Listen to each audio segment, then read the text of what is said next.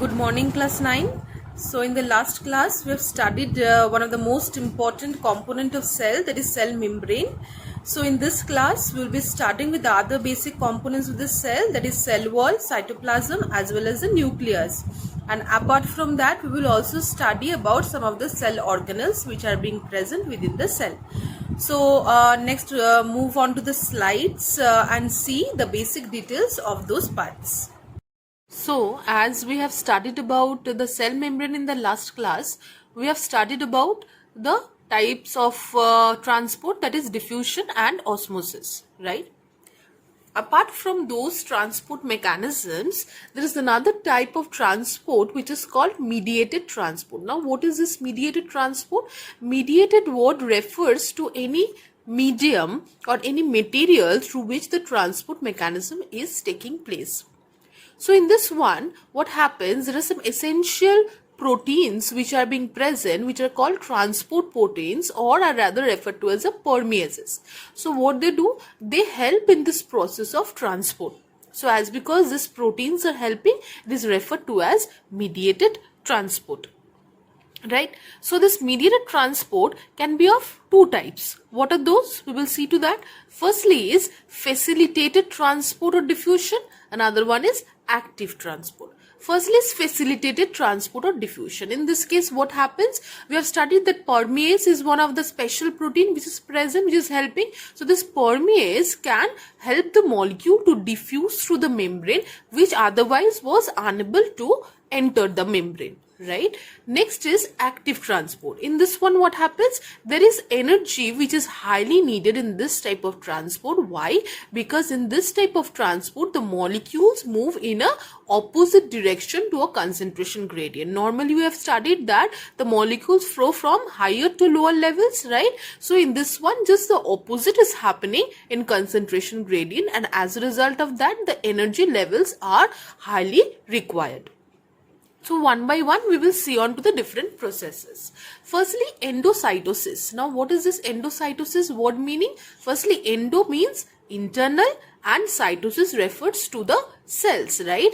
So it is a process of what? Of ingestion of materials by the cells through the plasma membrane. So the materials are ingested or materials are taken in through by the cells through the plasma membrane. So it has three similar processes. What are those? Phagocytosis, which is called cell eating, potocytosis, which is called cell drinking, and receptor mediated endocytosis. So three types are present. Out of these three types, we will read a detail about phagocytosis. So phagocytosis, it is a method of intake of food materials by certain organisms like protozoa. For example, we will take as amoeba. If you look at this diagram properly, you will see there are some lysosomes which are present inside this amoeba organisms, and obviously it is a unicellular, so one celled organism is present and one nucleus is present. Now what happens, suppose one bacteria comes in contact with this organism. Then what happens? There is false feet-like structure which is called pseudopodia. So this pseudopodia, it engulfs this bacteria and puts those bacteria inside the body. Right. So what happens? Whenever this bacteria is entering the body, it forms a particular structure which is called phagolysosome. So ultimately the digestion process occurs, and the post-digestion phase, what happens? The expulsion or the excretion of the waste materials are taking place. So in this process of phagocytosis, what happens? The cell membrane, it is helping the organism to engulf the solid food particles and referring to the process of digestion, and ultimately the excretion of the waste materials are being taking place to its external environment. Next, the process of exocytosis. As endocytosis referred to as internal, it is referred to as external. The word exo refers to external, and cytosis, as similarly, it is referring to the cell. So in this process, what happens? The membrane of the vesicle can fuse with the plasma membrane and extrude its contents to the surrounding medium. So as because you have seen in previous one, it is entering from the external environment. In this one, just the opposite is happening. It is the cell vomiting. That means it is ultimately extruding or excreting out the contents into the surrounding medium.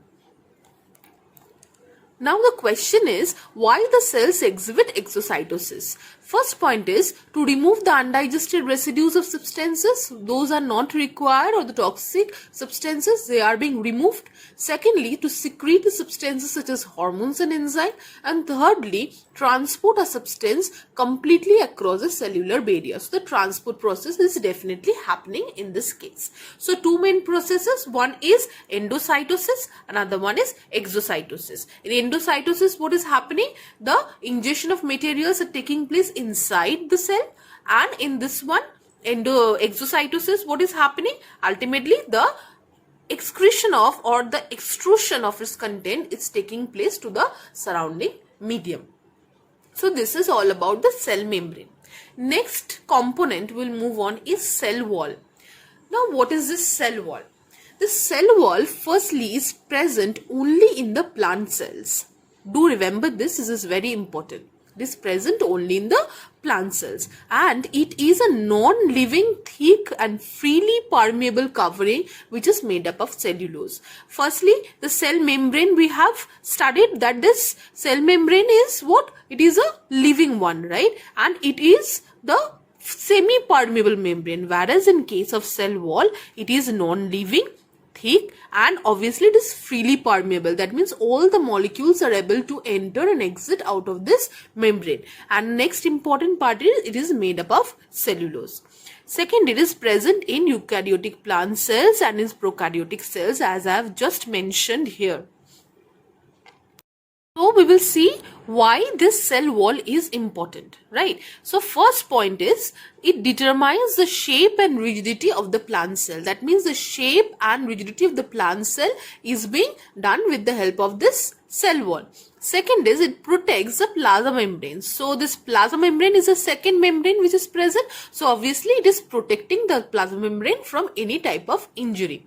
Third is it prevents the desiccation or dryness in the cell. That means any type of dehydration process is being prevented with the help of this cell wall. And fourth is what? It helps in the transport of various substances in and out of the cell. As I've mentioned previously, that it is a freely permeable membrane covering, so it can help in the transport of various substances in and out of the cell. So this is all about cell wall. Next we'll move on to nucleus. So why is this nucleus important? Why? Because this nucleus is referred to as the control and coordinating center of the cell.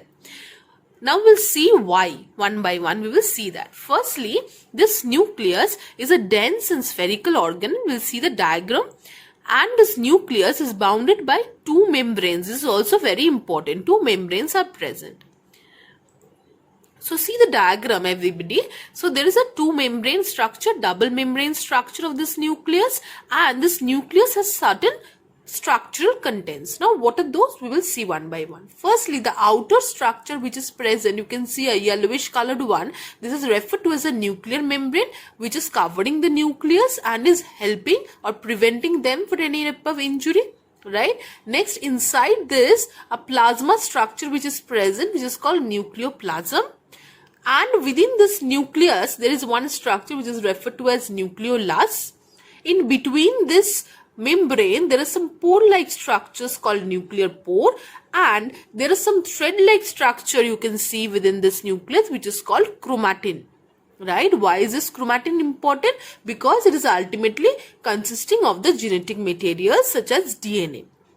Right? So we'll see the details. Now we have mentioned that it is bounded by two membranes, right? So both forming what? The nuclear envelope. So there is nuclear envelope or the nuclear membrane. So this nuclear envelope of the membrane, it contains the nuclear pore. I have shown you in the diagram. It is consisting of the nuclear pore. The fluid which is present inside is referred to as the nucleoplasm, the plasma-like structure. Next, the nucleus which contains chromosomes, and chromosomes contain the genes, the centers of genetic information. That means within this chromatin, the genetic information is being present. So as a result of this nucleus is referred to as the control and coordinating center of the cell. Now we will see the functions one by one. Firstly is the nucleus controls all the metabolic activities of the cell. I have mentioned it. It controls all the activities of the cell. Next is regulates the cell cycle. How it is regulating? We know that this chromatin is present, it is a genetic information carrier, so it is controlling the cell cycle process. Next is the nucleus is obviously the storehouse of genes and is concerned with the transmission of hereditary traits from the parents to the offspring. So as because this DNA is present here, so it is controlling the characteristics and it is ultimately transmitting from the parents to the next generation. So that is all about nucleus. The last part or the last basic component of the cell, that is cytoplasm. What is that? It is a jelly-like, viscous, colorless, semi-fluid substance that occurs between the plasma membrane and the nuclear membrane. So the nuclear membrane and the plasma membrane, in between that a jelly-like mass structure which is present, which is called cytoplasm. Secondly, the aqueous ground substance in the cytoplasm is called cytosol. So the liquid content is referred to as a cytosol, and that consists what of variety of cell organelles, which we'll study in the next part of the lesson. Right, and there are some other insoluble waste products and storage products also present. For example, starch, glycogen, and lipid.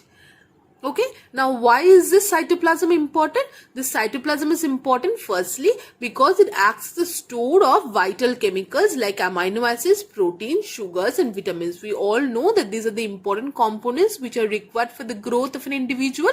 So this is important. Secondly, it is a site of certain metabolic reactions like glycolysis, synthesis of fatty acids and nucleotides. That means certain metabolic processes are occurring with the help of this cytoplasm. So we have in this chapter, in this lesson, we have learned what? We have learned about the other basic components. In the previous lesson, we have learned about the cell membrane, and in this lesson, we have learned about cell wall, nucleus and cytoplasm. We have read about all these things, right? So hopefully it is clear to everybody, this lesson. So thank you so much.